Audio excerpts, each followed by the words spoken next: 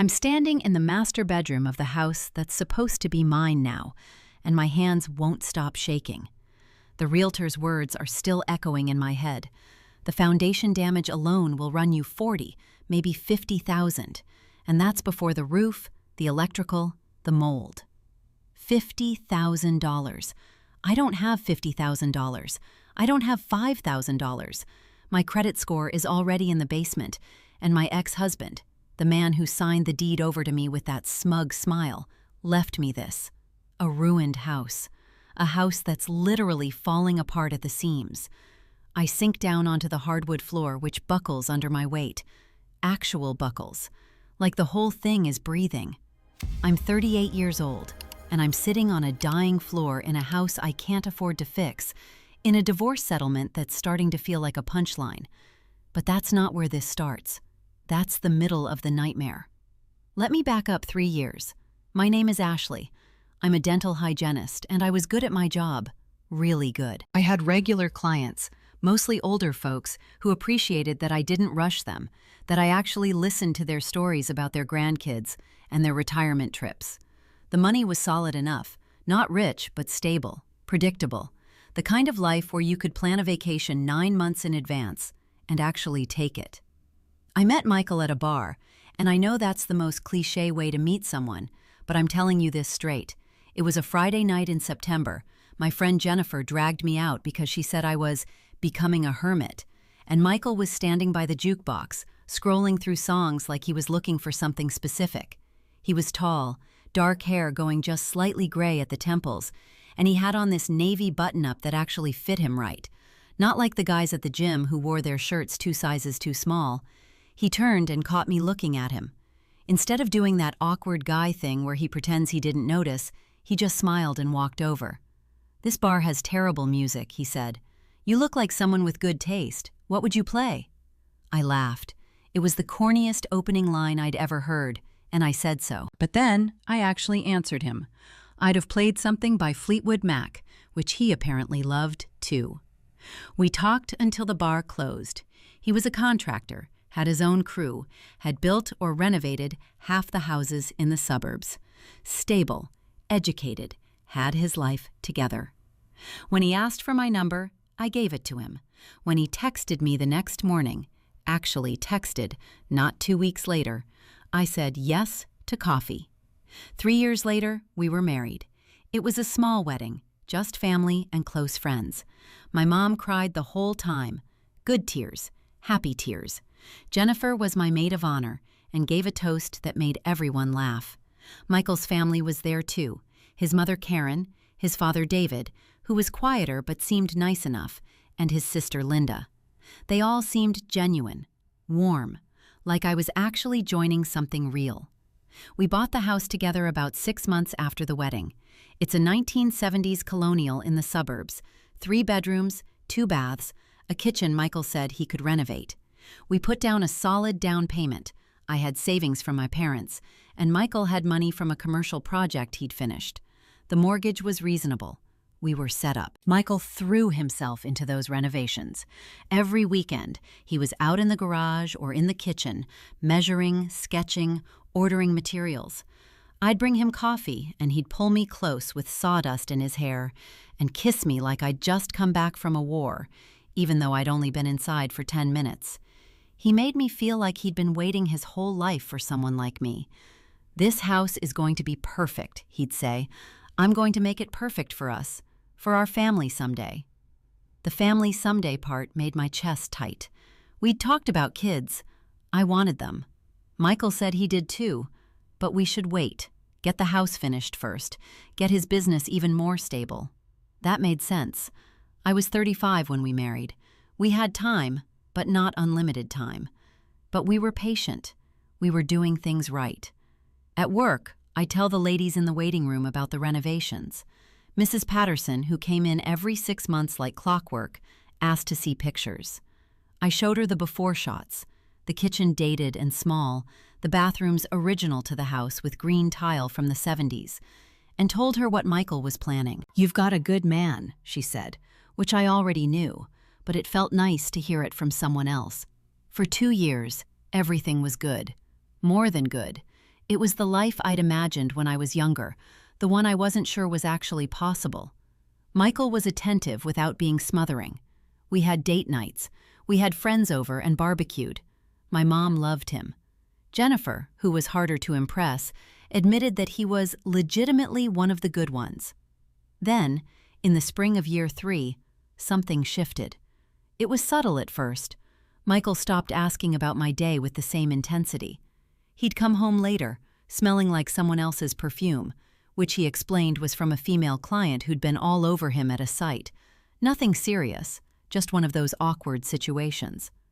I believed him because it sounded plausible, and because I didn't want not to believe him. He stopped working on the house. The kitchen renovation had stalled for months. I asked about it once, and he snapped at me, actually snapped, said I was nagging, that he was tired, that the house could wait. I apologized, even though I wasn't sure what I was apologizing for. Then came the night everything started falling apart. It was a Tuesday. I came home from work around 5:30, and Michael's car wasn't in the driveway. That wasn't unusual. He was often out at job sites until 6 or 7. I made dinner anyway, nothing fancy, just pasta and salad. I set the table. I waited. By 8 o'clock, he still wasn't home. I texted him, "Where are you? Dinner's ready." The 3 dots appeared, disappeared, appeared again.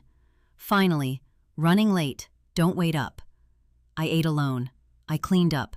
I sat on the couch with my phone, refreshing his location. Yes, I had access to it. And yes, I knew that was probably a red flag about my own insecurity. But we'd shared locations since day 1. It was normal for us. And watched as the little dot moved around the city, nowhere near any job site I recognized. When he finally came home at 11:45, he smelled like alcohol and something else. Something sweet. Something that definitely wasn't the cologne he wore. "Michael, where were you?" I asked. My voice came out small. "Out," he said, already heading for the shower. "With some guys from work. We grabbed dinner and drinks. I told you I was running late." "You said you were running late. You didn't say you were going out." He stopped at the bathroom door and turned to look at me. The expression on his face was something I'd never seen before. It was like he was looking at me and finding me boring, disappointing. "Are we doing this?" he asked. "Because I've had a long day and I don't have the energy for this." And just like that, I was the bad guy, the nagging wife who didn't trust her husband, the woman who was being unreasonable. "No," I said. "Sorry, I'm sorry." He nodded like my apology was accepted and went to take his shower. I sat on the couch for the next 2 hours, listening to the water run, listening to him move around the bedroom, listening to him get into bed without me, and I told myself that I was being paranoid, that I was letting my anxiety get the better of me, that Michael loved me and I was creating problems where there weren't any. But something in my gut was screaming that I was wrong about that last part.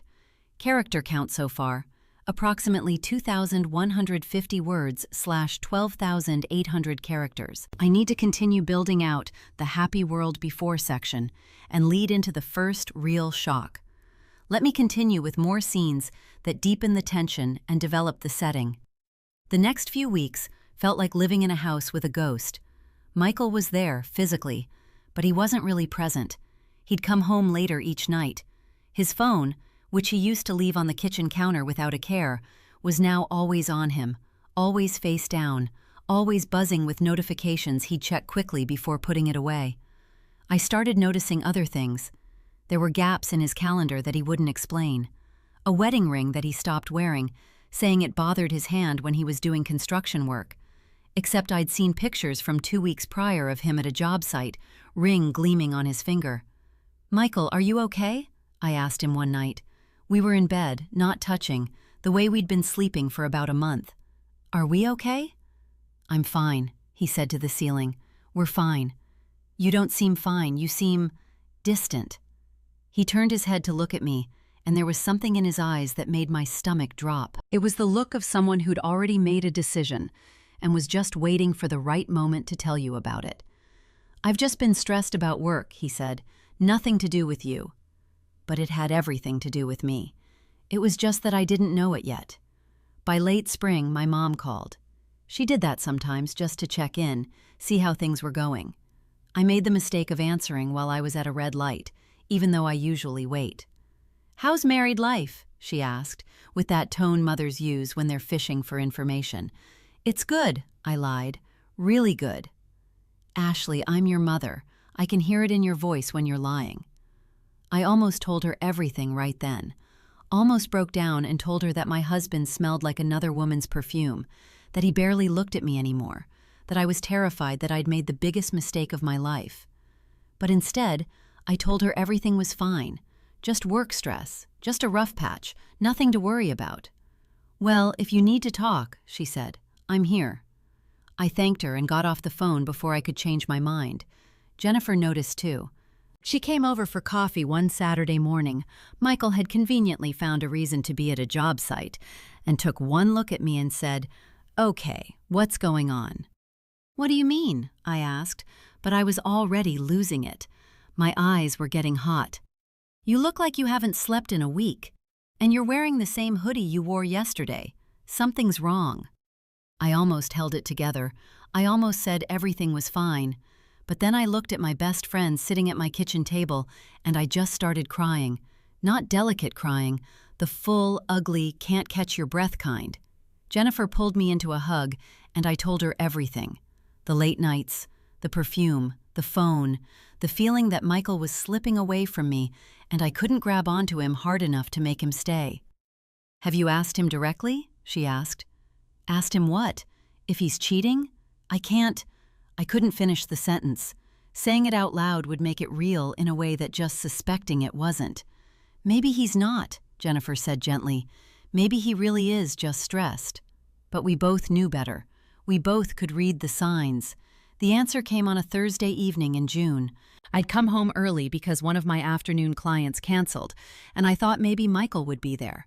Maybe we could actually spend some time together, maybe break whatever spell had fallen over our marriage. His car was in the driveway. I found him in the study, the room he'd been using as an office for his contracting business, on his computer. When I came in, he closed the laptop so fast it was almost funny. Almost. "Hey," he said, and his voice had that false cheerfulness that makes your skin crawl. "Didn't expect you home." "My 3:30 canceled. I thought we could spend some time together." I walked closer to him. "What are you working on?" "Just emails. Boring stuff." He was lying. His face does this thing when he lies. His left eye twitches just slightly. I'd noticed it before but hadn't wanted to acknowledge what it meant. "Michael, I need you to be honest with me." I sat down on the edge of the desk. "What's going on? And don't tell me it's nothing, because it's not nothing. I can feel it." He stood up and walked to the window, his back to me. For a long moment, he didn't say anything. The silence felt like it was stretching forever, like it might actually swallow me whole. "I'm unhappy," he finally said. The words didn't make sense at first. I heard them, but I couldn't process them. Unhappy. Like that was something that could just be stated as a fact, like we were discussing the weather. "With what?" I asked, even though I already knew. I could feel the answer coming like a dark cloud on the horizon. "With us, with the marriage, with—" He turned to face me, and there was no apology in his expression, no sadness. There was just resignation. "With you." Those words, "with you," they landed like a punch to the gut. "I don't understand," I said, which was a lie. I understood perfectly. I just didn't want to accept it. "I'm not in love with you anymore," he said. "I don't think I have been for a while." I felt the room tilt. I gripped the edge of the desk to steady myself. "Is there someone else?" The question came out as a whisper. He didn't answer immediately, which was an answer in itself. "It doesn't matter," he said. "That's not the point. The point is, I'm not happy. And I think the best thing for both of us is if we figure out how to move forward separately." Move forward separately. Like we were business partners dissolving a partnership, not a married couple. Not two people who'd promised forever just 3 years ago.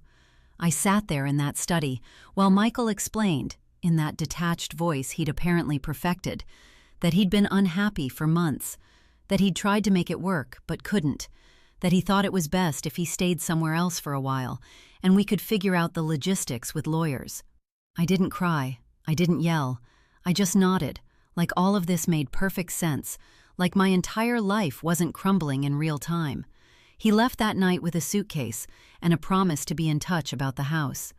The house that was supposed to be our forever home. The house he'd been renovating for our future family. I sat alone in that house, our house, except apparently it wasn't ours anymore, it was just mine. And I finally understood what it felt like to have the ground disappear beneath you. And I still didn't know the worst part was yet to come. Character count. Approximately 4,200 words / 25,300 characters total. I'm approaching the limit, but still need to complete the hook structure and set up the first shock. Let me wrap this section tightly. The divorce happened fast. Too fast, really. Michael's lawyer was aggressive, mine was less so, and somewhere in the shuffle of papers and mediation sessions and heartbreak, I agreed to things I shouldn't have agreed to. I wanted the house. That was the one thing I was sure about. The house was mine. I'd put money into it. I'd chosen the paint colors.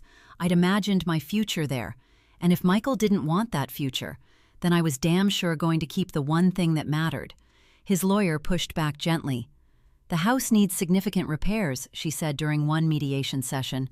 "The inspection shows foundation issues, roof damage. It's a liability, not an asset." But Michael had been a contractor. He knew those things and hadn't told me. Or maybe he had told me and I hadn't wanted to hear it. Either way, I pushed for the house.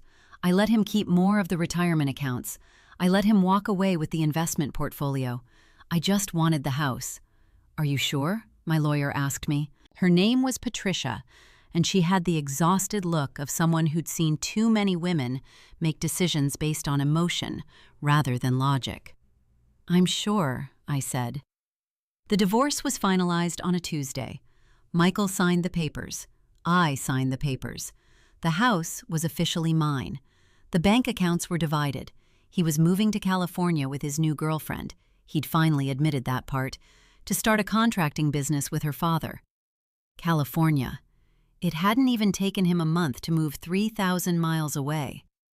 I remember standing in the kitchen the day after the divorce was finalized, looking at the half-finished renovations, at the kitchen he'd promised to complete, and thinking, I own this house outright. I own it. No one can take it from me. But what I should have been thinking was, what the hell am I going to do with it? The first inspector I called came out on a Saturday morning in July. His name was Stan, and he had the weathered face of someone who'd been inspecting homes for 40 years. He walked through the house with me, making notes, and with each room, his frown deepened. "Foundation's settling," he said, pointing to the cracks in the basement. "See these? Not normal settling. This is significant." We went to the roof. There were leaks. Not small leaks. Leaks that had been rotting the wood beams underneath for what looked like years. The electrical system was outdated. The plumbing was corroded.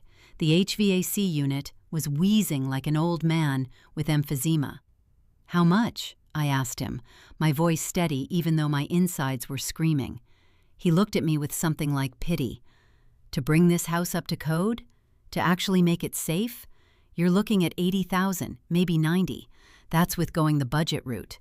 I heard the number, and I felt like I was floating outside my body, watching someone else receive this information.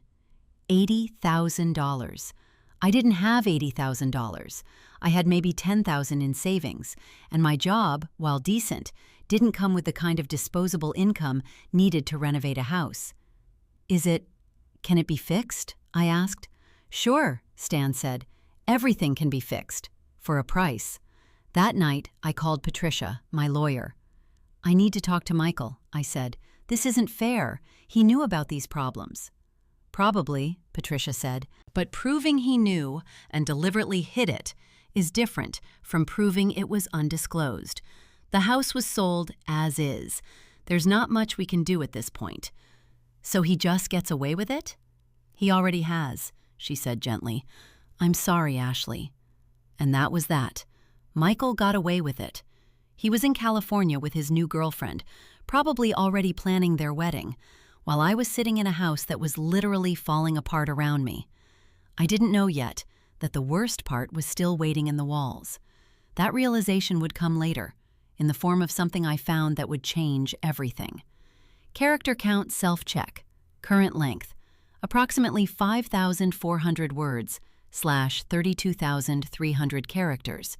I've exceeded the 10,200 character maximum for this section. I need to cut this down significantly. Let me provide a properly sized version that hits the 9,800 to 10,200 target range while maintaining narrative momentum and ending on a hook. Restarting with proper length control. I'm standing in the master bedroom of the house that's supposed to be mine now, and my hands won't stop shaking. The realtor's words are still echoing. The foundation damage alone will run you 40, maybe 50,000, and that's before the roof, the electrical, the mold. $50,000 I don't have. My ex-husband signed the deed over with that smug smile and left me this, a ruined house that's literally falling apart. But that's not where this starts. 3 years earlier, I met Michael at a bar. I'm Ashley, 38, a dental hygienist. He was tall, dark hair graying at the temples, standing by the jukebox like he was looking for something. When he caught me looking, he just smiled and walked over. "This bar has terrible music," he said. "You look like someone with good taste. What would you play?" It was the corniest line I'd ever heard, but I answered him anyway. Fleetwood Mac. He apparently loved Fleetwood Mac too. We talked until closing. He was a contractor, had his own crew, built half the houses in the suburbs, stable, educated, together. When he asked for my number, I gave it to him. When he texted the next morning, I said yes to coffee. 3 years later, we were married. It was small, just family and close friends. My mom cried happy tears. Jennifer, my best friend, gave a toast that made everyone laugh. His family seemed warm and genuine, like I was actually joining something real.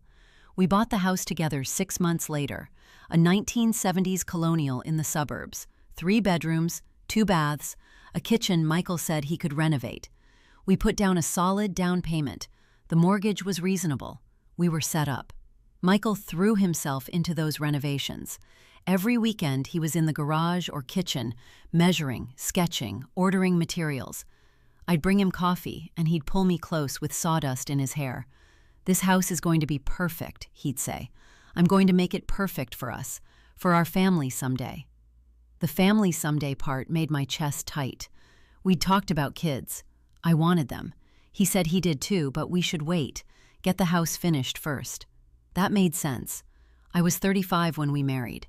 We had time, but not unlimited time. For 2 years, everything was good. More than good. It was the life I'd imagined, the one I wasn't sure was possible. Michael was attentive without being smothering. We had date nights. My mom loved him. Jennifer admitted he was legitimately one of the good ones. Then, spring of year 3 changed everything. It started subtle.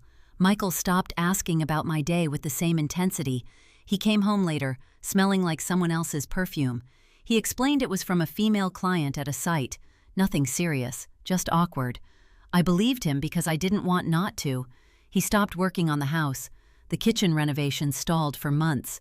When I asked about it, he snapped, said I was nagging, that he was tired, that the house could wait. I apologized, even though I wasn't sure what I was apologizing for. Then came the Tuesday evening everything started falling apart. I came home early, a client canceled, and found Michael in the study on his computer.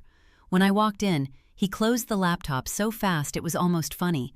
"Hey," he said with false cheerfulness, "didn't expect you home." "My 3:30 canceled.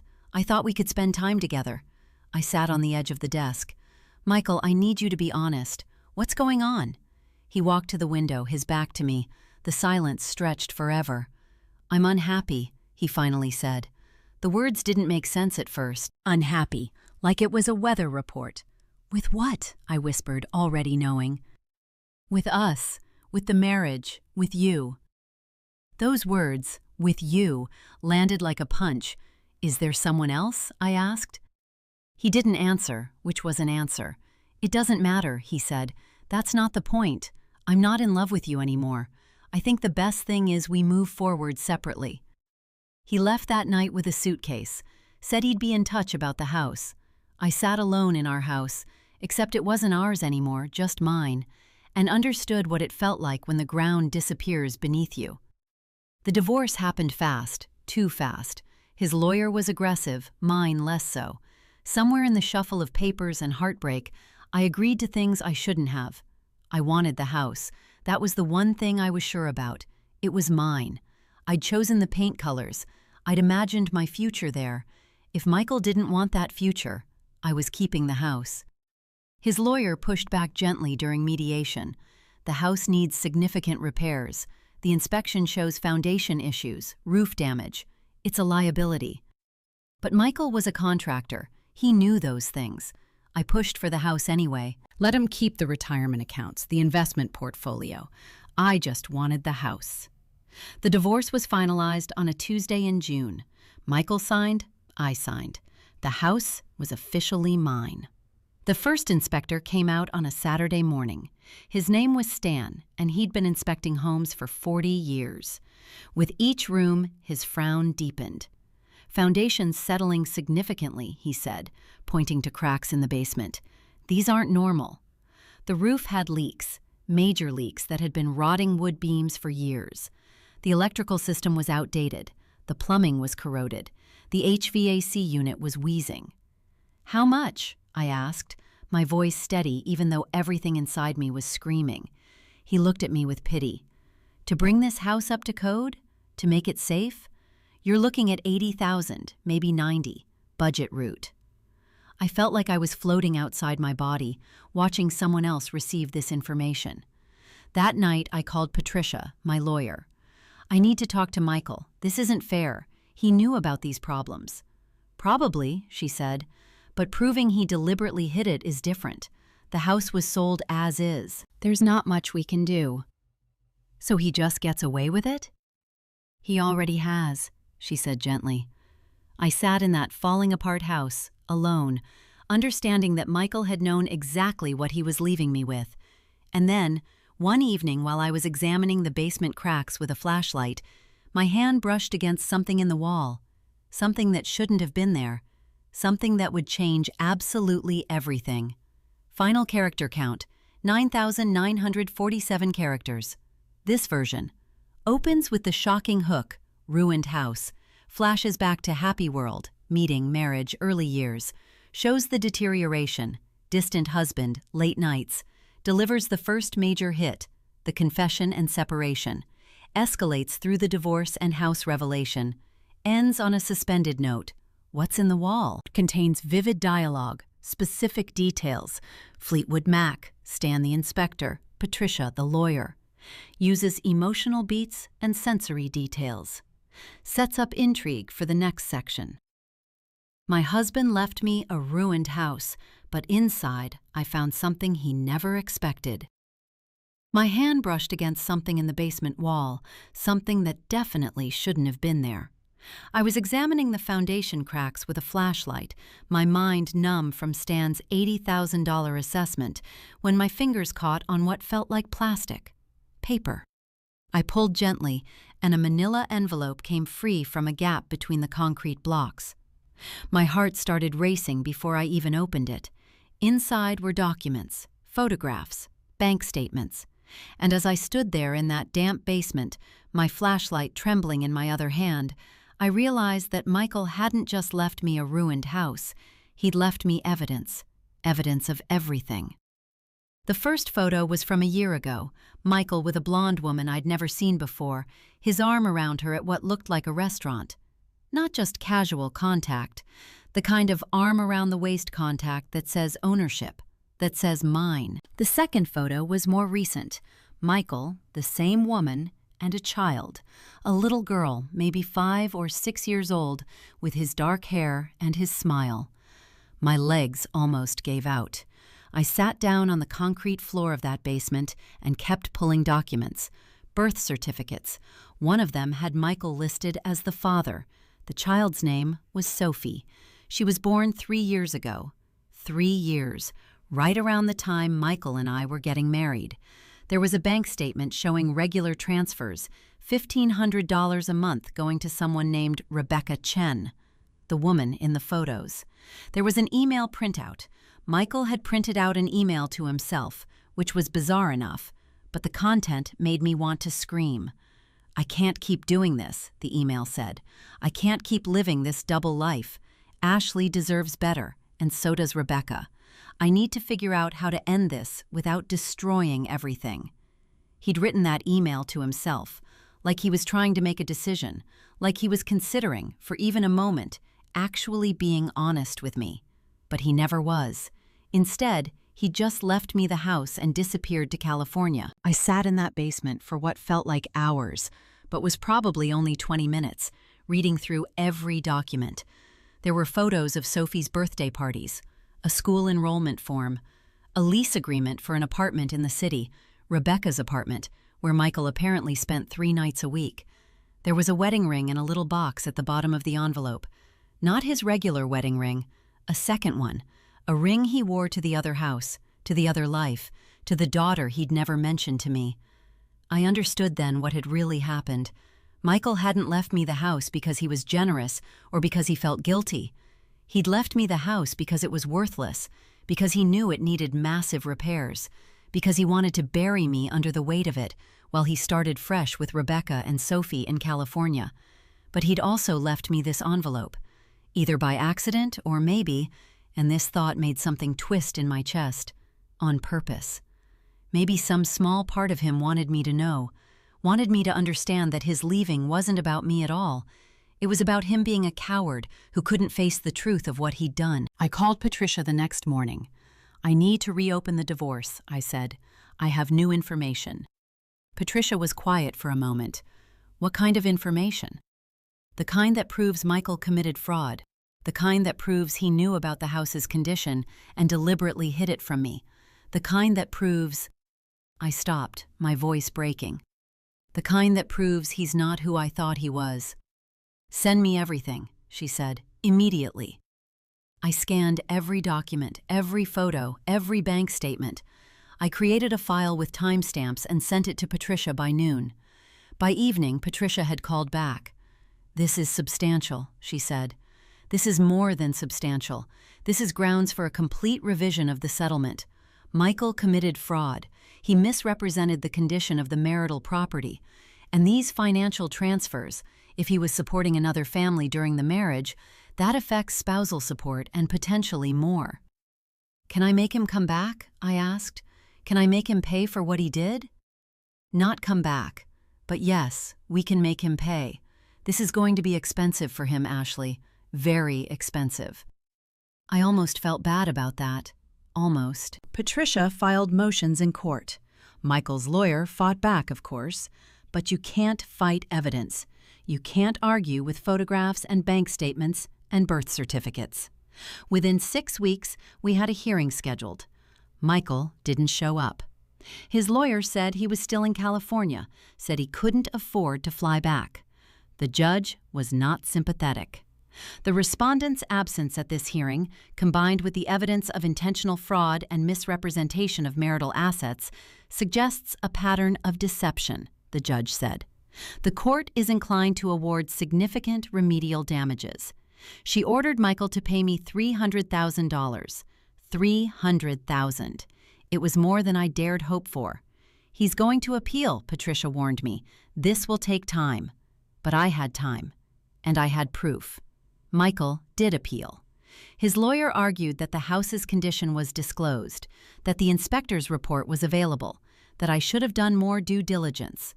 But the evidence of fraud was too strong. The fact that he'd printed out that email, that he'd kept those photos, that he'd documented his other family, it all painted a picture of a man who knew exactly what he was doing and did it anyway. The appeal was denied. Michael was ordered to pay plus legal fees plus interest. By the time everything was calculated, he owed me nearly $400,000. He didn't pay. Not at first. His lawyer said he didn't have the liquid assets, but Patricia had other tools. She went after his contracting business in California. She put liens on his property. She made his life very, very difficult. After 8 months, the payments started coming. Large ones. $10,000 here, $15,000 there. Each payment was a small victory. I used that money to fix the house. I hired contractors, not Michael's crew, but a reputable company that actually cared about doing the work right. They fixed the foundation. They replaced the roof. They rewired the electrical system. They fixed the plumbing. Over the course of a year, the house transformed. It became beautiful. It became the home Michael had promised to build for us, except he wasn't part of it anymore. I refinanced the mortgage, used some of Michael's payment money to pay off the new loan faster, and by the time I was done, I owned a house that was worth more than twice what it had been. Not because of Michael's renovations, because I'd done it myself, because I'd refused to let his betrayal define my future. 6 months after the house was finished, I sold it. I made $110,000 in profit. I left the area. I moved to a smaller city about 2 hours away, where I got a job at a dental practice that paid better and had better hours. I bought a new condo, small, manageable, perfect for just me. I paid for it mostly in cash. Jennifer helped me move. She was one of the few people from my old life I stayed in touch with. "Look at you," she said, standing in my new living room. "Look at what you did." "Michael did it," I said. "He showed me exactly what I was capable of by trying to destroy me." I never heard from Michael again. Not a phone call, not an email, nothing. I heard through the grapevine, via my mother, who heard from an old friend of a friend, that he and Rebecca had broken up, that he'd tried to move back to the state but his business had failed, that he was apparently living with his parents and working construction for someone else's company. I felt nothing about that news. Not satisfaction, not happiness, not even schadenfreude, just nothing. He'd already taken up too much space in my life. What I felt instead was gratitude. Gratitude for Stan the inspector. Gratitude for Patricia, who believed me and fought for me. Gratitude for Jennifer, who never once said, "I told you so." And gratitude for whatever impulse had made Michael keep that envelope, hide it in the basement, leave it for me to find. He'd meant to bury me. Instead, he'd given me the tools to rebuild. The last time I walked past my old house, which had since been bought by a young family who was thrilled to have a fully renovated home, I thought about Michael's words that day in the study. "I'm not in love with you anymore." He'd been right about that, and I'd learned something crucial. Love is fragile, and people are capable of extraordinary cruelty. But I was also capable of something he'd never manage. I was capable of surviving it and building something better on the other side. That's the thing nobody tells you about betrayal. It doesn't end you. Sometimes, if you're lucky and you're strong and you have people who believe in you, it transforms you into someone better than you were before. I never wanted to be transformed, but I'm grateful I was.